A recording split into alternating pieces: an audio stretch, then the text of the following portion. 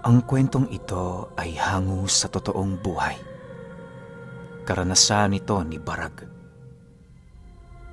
Taong 1984. Bangad, Masbate.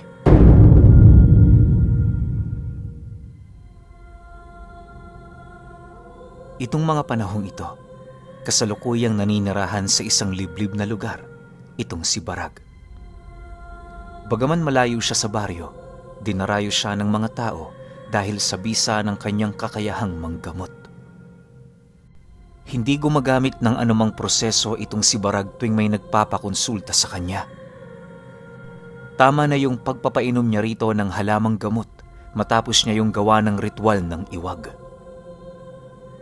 Para sa mga hindi nakakaalam, ang iwag ay isang pamamaraan ng panggagamot kung saan dito nalalaman ng albularyo ang kasalukuyang sitwasyon ng isang tao. Lahat ng klase ng sakit ay malalaman mo rito, gawa ng mismong ang kaluluwa ng pasyente ang magsasabi ng nararamdaman nito. Simple lang ang hakbang ni Barag sa pang-iiwag, at yon ay sinisigurado niya munang matatakpan ng itim na damit ang ulo nito bago niya yun paikutan ng kamangyang nasusunog sa baon ng nyog. Ang pagpapaikot niya ng baong yon nakadepende sa kasalukuyang nararamdaman ng kanyang pasyente.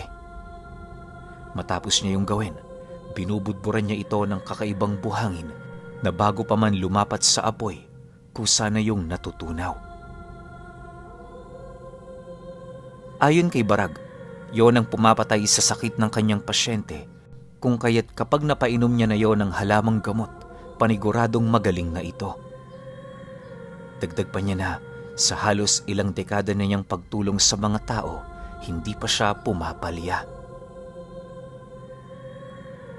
Dahil sa purong manggagamot itong si Barag, aminado siyang wala siyang kakayahang makipaglaban sa iba't ibang uri ng nilalang, lalo na sa mga aswang. Kapag may mga pagkakataong nakakaengkwentro siya ng mga uri nito, minamabuti niyang umiwas kesa naman pumasok sa gulo. Ganon palagi ang kanyang ginagawa nang sa gayoy mapanatili ang katahimikan ng kanyang buhay. Ngunit sa mga kaganapang hindi na talaga niya maiiwasan, hindi naman siya nag-aatubiling makipaglaban. Isang hapon, habang nagpapahinga noon si Barag, meron siyang nakitang dalawang lalaking naglalakad papalapit sa kanyang bahay. Pagpasok nito, agad naman siyang nilapitan ng isang lalaki kung saan inilahad nito sa kanya ang pakay nito. Manong Barag, tulungan niyo ho kami. Itong kasama ko, gabi-gabi na lang naglalakad ng tulog. Kapag umaga naman ho, napakatamlay niya at palaging masakit ang ulo. Kung kani-kaninong albularyo na siya nagpakonsulta pero walang nakagamot sa kanyang sakit. Sana naman matulungan niyo kami. Bungad na wika ng lalaki sa kanya. Matapos naman niyang marinig ang sinabi nito, agad naman niyang hinawakan ang sintido ng kasama nito kung saan doon niya naramdaman na hindi lang yon pangkaraniwang karamdaman. Kahit pagod na noon si Barag dahil sa trabaho, napilitan siyang gamutin ito.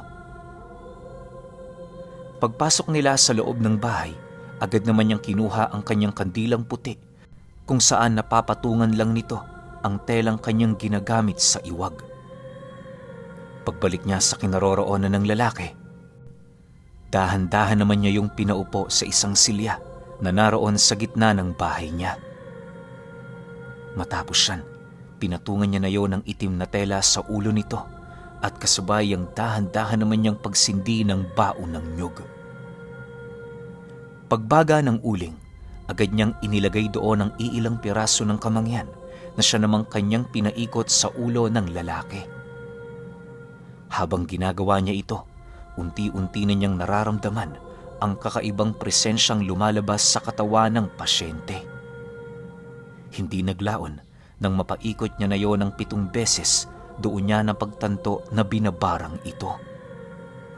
Ang barang na yon ay nagtatago sa bato ng kanyang pasyente kung kaya't hindi ito madaling mapansin. Siguradong sigurado noon si Barag langaw ang insektong itinanim ng mambabarang sa pasyente nito. Dahil sa kanyang mga nalaman, agad naman niyang itinigil ang iwag para umpisahan na ang gamutan. Hindi na din muna niya nilagyan ng buhangin ang nasusunog na kamangyan sa kadahilan ng aminado siyang madaling patayin ng barang. Makalipas lamang ang ilang minuto, kasalukuyan nang naghahanap si Barag ng mga halamang gamot. Ang kanyang pinili noon, purong mga mapapait na dahon, gawa ng naniniwala siya, ito ang makakapatay sa insektong itinanim ng mambabarang. Pagbalik niya sa loob ng kanyang tahanan, dala-dala na niya ang iilang dahon ng ampalaya na hinaluan niya ng lakad-bulan at artamisa. Habang pinaghahalo-halo niya ang mga ito, doon niya inumpisahang tanungin ang kasama ng kanyang pasyente ukol sa pinagmula ng sakit nito. Naniniwala si Barag, hindi mangyayari ang pambabarang kung walang nagalit sa lalaking yon. Ipinagbigay alam din niya, mahinang klase yon ng pambabarang sa kadahilan ng ganun lamang ang naging epekto nito sa katawan ng kanyang pasyente. Matapos niyang mailahad ang mga bagay na yon, doon na niya pinainom ng gamot ang lalaki. Subalit, dahil sa tindi ng pait nito, kakarampot lamang nito ang naipasok sa kanyang sistema. Halos 5 beses yung ginawa ni Barag hanggang sa tuluyan na yung mainom ng pasyente niya. Sa pagsapit ng 6:00 ng hapon, agad namang nagpaalam sa kanya ang dalawang yon. Habang naglalakad yun papalayo, unti-unting napapansin ni Barag ang pagbabago ng anyo nito. Yung tipong sa bawat metrong inilalayo nito sa kanyang bahay, napapansin niyang nag-iiba ang kulay ng balat nito. Hindi naglaon, bigla namang lumipad ang dalawa na siya namang labis na ikinagalit niya. Sa pagkawala nito, halos hindi mawari ni Barag kung papaanong hindi niya naramdaman ang itinatago nitong presensya. Makalipas ang gabing yon, maaga pa siyang naglibot sa kanyang lugar para hanapin ang nilalang. Inaasahan niya kasing mamamatay ang kasama nito buhat sa mga usal na kanyang inilapat sa ininom nitong gamot. Pagdating niya noon sa isang lugar na merong matataas na talahib, tumambad sa kanya ang isang parte nito kung saan meron siyang nakitang mga gadaliring uod na gumagapang. Sinundan niya ng sinunda ng mga uod na yon hanggang sa marating niya ang isang lugar kung saan naroon ang nabubulok na katawan ng isang nilalang. Kahit naaagnas na ang mga kalamnan nito, nakapagtatakang hindi man lang yon naglalabas ng nakakausog na sikmurang amoy. Dahil sa pangyayaring yon, sumagi sa kanyang isipan na maaaring ang insektong nasipat niya sa bato nito ay ang bertud nitong tinatangan. Mahirap man yung paniwalaan pero naniniwala siya hindi mamamatay ang nilalang na yon kung hindi niya malubhang napinsala ang bertud nito. Maya-maya pa, matapos ang kanyang pagmamasid, agad naman siyang bumalik sa kanyang pamamahay para ihanda ang kanyang mga gamit. Malakas ang kutob noon ni Barag na dahil sa pangyayaring yon, may mga aswang na magtatangkang maghigante sa kanya. Hindi pa man sumasapit ang gabi, itinuon niya ang kanyang sarili sa paggawa ng mga pangontra. Naglibing din siya ng mga asing papalibot ng bahay niya upang masigurong manghihina ang mga ito bago pa man makalapit sa dingding ng bahay niya. Matapos yan, pansamantala muna siyang nagpahinga kung saan doon naman niya nasilayan ang pagdating ng 2 pasyente niya. Kahit may kinakaharap na siya noong pagsubok, pilit niya pa ring tinulungan ang mga ito. Para kay Barag, ang pagsilbi sa tao ang kanyang pangunahing trabaho higit sa ano paman. Awa naman ng Diyos dahil sa hindi gaanong malubha ang karamdaman ng mga pasyenteng yon, kung kaya't nagawa niya pang makaabot bago pa man lumubog ang araw sa kalupaan. Sa pagsapit ng gabi, napakatahimik ng paligid. Purong mga kuliglig lang noon ang kanyang naririnig pero hindi siya gaanong nagpakakampante. Pagpatak ng 7:00 ng gabi, dahan-dahan namang nag-iba ang ihip ng hangin matapos niyang makarinig ng mga kakaibang huni sa paligid.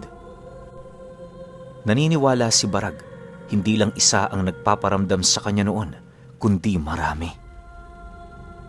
Dahil dito, agad naman niyang kinuha ang mapurol niyang talibong kung saan walang patid niya yung hinasa sa bato. Paulit-ulit niya yung ginawa habang patuloy na pinagmumumura ang mga nilalang na nasa labas ng bahay niya. Nang masipat niyang namumuti na ang talim ng kanyang talibong, bahagya naman niyang itinigil ang paghahasa para pakiramdaman ang paligid. Pagsilip niya sa siwang ng kubo, doon niya nasipat sa labas ang iilang mga nilalang na nakatayo. 2 sa mga ito ay binabato ng putik ang kanyang kapitbahay habang patuloy yung nag-uusal. Sa puntong yon, wala nang nagawa itong si Barag kundi dumukot ng buhanging kanyang ginagamit sa panggagamot. Inipon niya yon sa labas ng kanyang kaliwang kamao, maging sa kanang kamay niyang pinanghahawak niya sa talibong. Nang hindi na niya maatimang pangyayaring yon, doon na siya nagpasyang lumabas ng bahay niya. Pagbukas niya ng pinto, rinig naman niya ang pagsigawan ng mga nilalang, kung saan pagsilay niya sa mga ito, tumambad sa kanya ang balat kayo nitong anyo. Barag, buti naman at hinarap mo na ang iyong mga bisita. Kumusta ang buhay ng pangingialam sa mga tao? Dahil sa iyo, nahihirapan kaming makahanap ng pagkain. Peste ang paggagamot mo. Nagbibigay ng mapait na lasa sa karne ng tao. Wika ng isang lalaki sa kanya. Nang marinig naman niya ang sinabi nito, doon niya napagtanto ang rason ng mga nilalang na yon kung bakit galit na galit ito sa kanya. Gayunpaman, sa kabila ng kanyang mga nalaman, hindi pa rin sumagi sa kanyang isipan na talikuran ang kanyang trabahong nakagisnan. Para sa kanya, sino man ang makakaharap niya, hindi niya yun sasantuhin at pakikitaan ng awa. Sa pagpapatuloy ng kanyang pagmamasid sa paligid, unti-unti naman niyang nasisipat ang mga nilalang na yon na nagbabago ng anyo. Pagtakip ng ulap sa buwan, doon bumungad sa kanya ang mga nanlilisik nitong mga mata at kakaibang mga itsura. Hindi naglaon, bahagya naman siyang napaatras matapos niyang mapansing pinaiikutan siya ng mga ito. Pagdikit niya sa dingding ng bahay niya, hindi niya inialis ang kanyang paningin sa mga nilalang na yon bilang pagpapakita na hindi siya nakakaramdam ng takot. Maya-maya pa, nang magkaroon na siya ng pagkakataong makapagsalita, agad naman siyang nagwika sa mga ito ng, Hindi ko nakasalanan kung nahihirapan kayong maghanap ng pagkain. Ang sa akin lang, tumulong sa mga kapwa kong nangangailangan. Wala akong nakikitang mali sa mga ginagawa ko. Pero kung yan ang paningin nyo, abay wala na akong magagawa. Isa lang akong hamak na albularyo, pero hindi ako aatras sa mga katulad ninyo. dahil sa kanyang sinabi, tanging pag-angil na lamang ang naging sagot ng mga aswang. Makalipas pa ang ilang minutong pakikipagparamdaman, bigla namang sumugod ang dalawa sa mga ito na siyang naging sanhi upang hatawin niya yon ng talibong. Subalit, bago pa man tumama ang kanyang armas sa nilalang na yon, nagawa na yung ilaga ng dalawa buhat sa maliliksi nilang mga katawan. Dahil dito, napilitan namang sabuyan ni Barag ang mga ito ng daladala niyang buhangin, subalit ganun pa rin naman ang nangyari. Habang nakikipaglaban siya sa dalawa, pansin naman niya ang ibang mga aswang na nagmamasid lamang sa ginagawa niya. Labis-labis ang kanyang pasasalamat noon, gawa ng kung nagkataong tumulong ang mga ito, maaaring hindi na siya abutan ng 8:00. Maya-maya pa, nang maramdaman niyang binabalot na siya ng matinding pagod sa katawan, pilit naman siyang umatras patungo sa kanyang kubo hanggang sa marating na niya ang pinto. Pagbukas niya nito, walang pagdadalawang isip naman niyang ibinato ang kanyang talibong, sabay takbo papaloob. Mabilisan niyang itinrangka ang pinto na siya namang naging sanhi para sa mga aswang upang maging tampulan siya ng tukso. Habang nagtatago si Barag, paulit-ulit siya nitong pinagtatawanan habang pinagsasabihan ng kung ano-ano. Ayon sa mga nilalang na yon, malakas lang sa salita itong si Barag, subalit kulang sa gawa. Inilahad din nila, anumang oras kayang-kaya nila yung paslangin kung yon ay kanilang gugustuhin.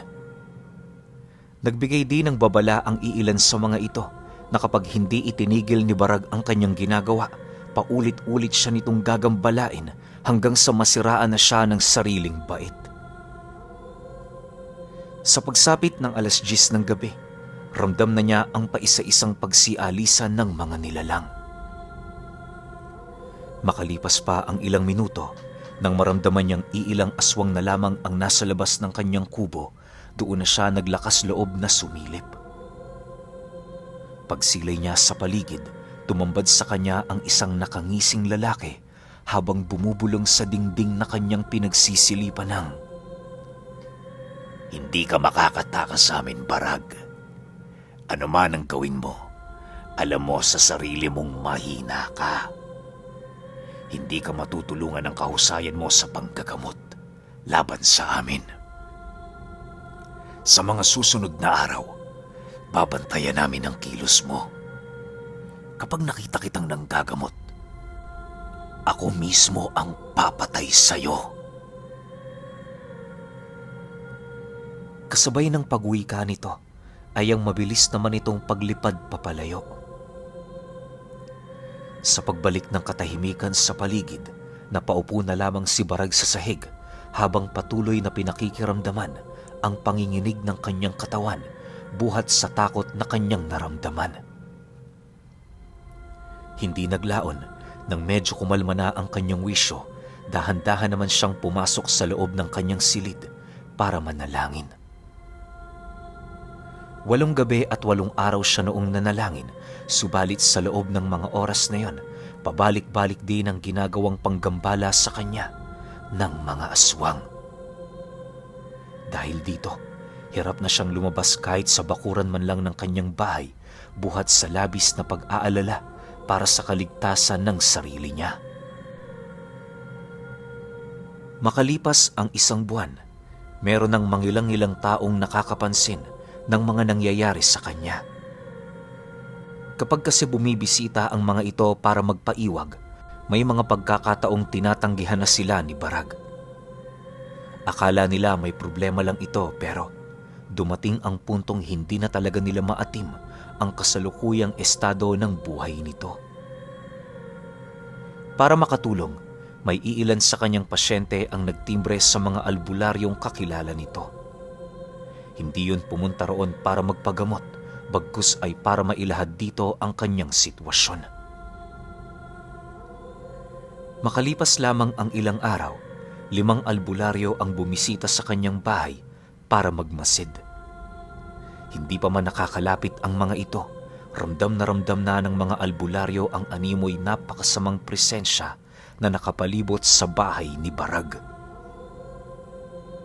Pagbukas nila ng pinto, doon nila yon nasilayan, nakaluhod habang taimtim na nananalangin sa harapan ng altar.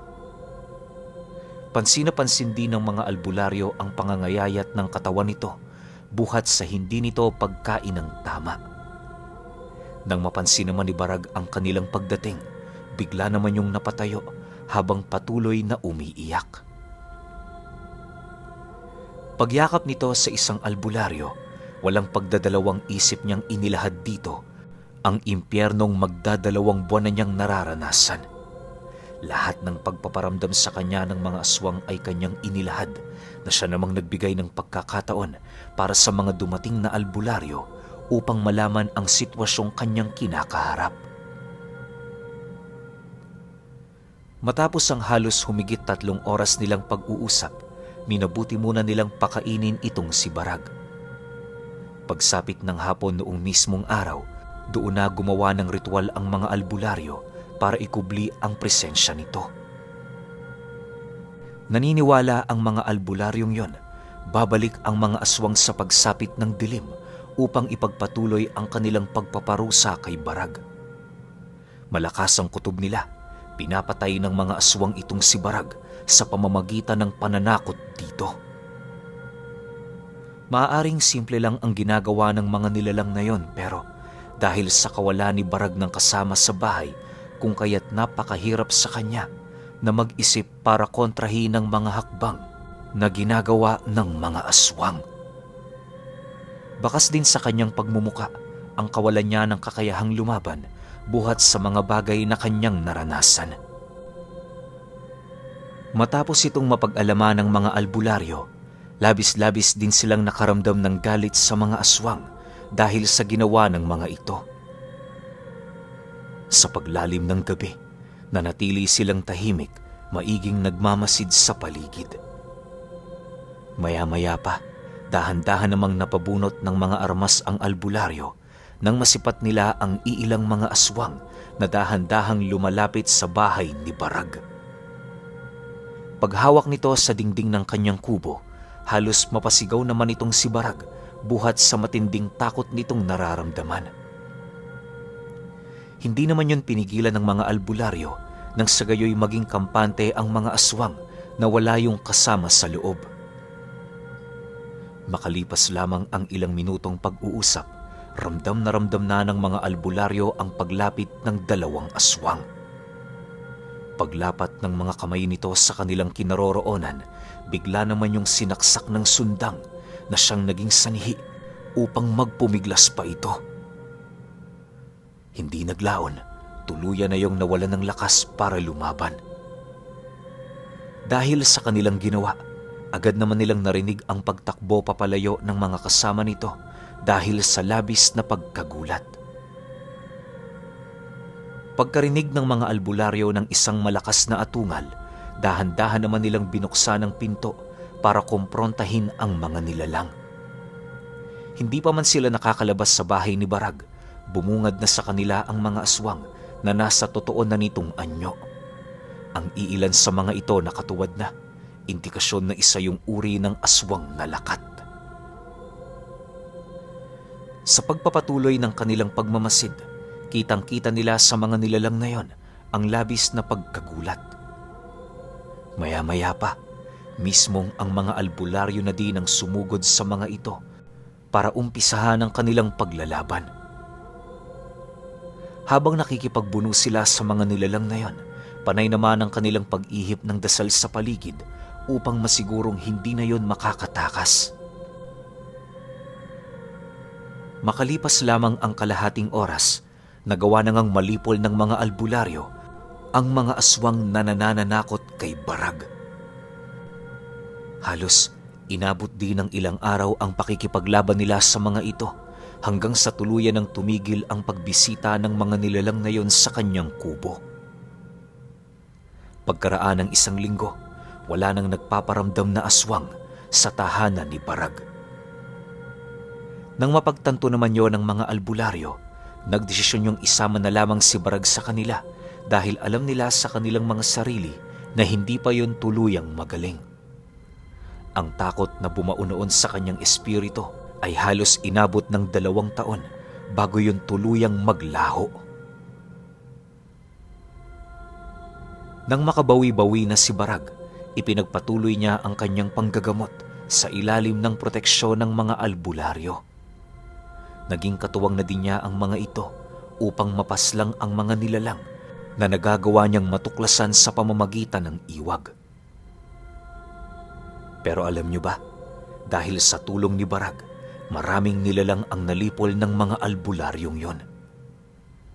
Sa hinaba-haba ng taong kanilang pagsasama, hindi na nila namalayan, magkakapatid na pala ang turing nila sa bawat isa.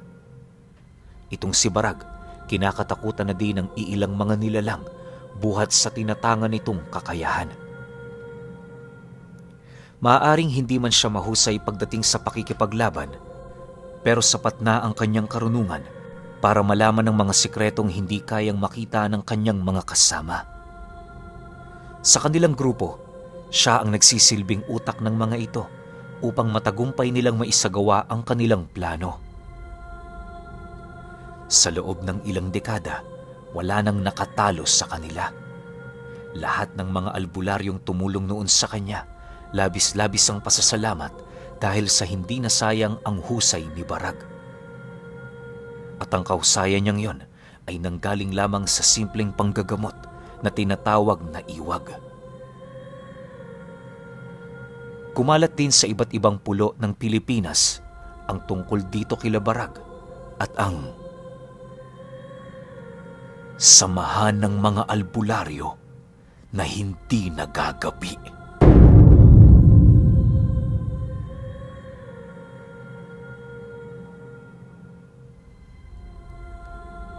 Okay, opinyon ko sa kwento. Grabe, sobrang milagro yung nangyari kay Barag. Kasi isipin ninyo out of nowhere, bigla na lang nagkaroon ng mga manggagamot na tutulong sa kanya para tapusin na yung mga aswang na nananakot sa kanya. 'Di ba? Saan ka makakakita ng ganung pangyayari? Tapos nung natalo na nila yung mga aswang na yon, kinuha nila si Barag tapos naging utak pa ng samahan. Kasi ako first time ko lang marinig yung iwag o iwag kung tawagin na na ritual. Ang galing lang din talagang manggamot ni Barag. Hindi ko masabi kung pwede na ba siyang tawagin babaylan eh. Kasi alam ko yung mga gumagawa ng ganitong klaseng kalalim na ritual mga babaylan na. Pero kasi yung karunungan ni Barag hindi pa ganun kasolid. So siguro sa pagtagal ng panahon, sa paggabay din ng mga kasama niyang antingero o albularyo sa samahan nila, malamang sa malamang may posibilidad na maging babaylan tong si Barag. Yun lang yung naisip ko kasi ang galing niya pero kulang siya sa kakayahan. Gets nyo yung sinasabi ko? Parang ganun yung nakikita kong future ni Barag. Pero overall, sobrang ganda ng kwento mo, Barag. Pero kayo pa rin, kung may opinyon kayo sa kwentong ito, comment nyo lang sa baba. Yun lang, hanggang sa susunod na kwento. Salamat.